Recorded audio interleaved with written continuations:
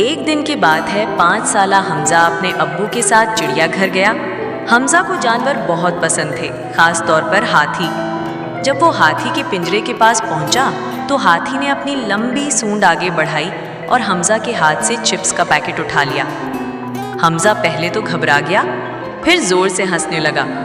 हाथी भी अपनी सूंड हिला हिलाकर जैसे मुस्कुरा रहा हो। अब्बू ने कहा, ये हाथी तो तुम्हें अपना दोस्त समझ बैठा है।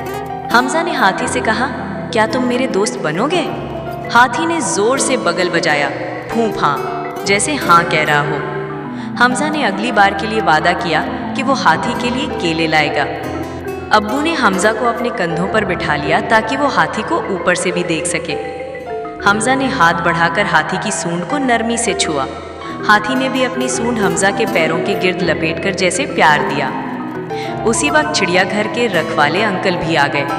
उन्होंने बताया कि इस हाथी का नाम राजू है।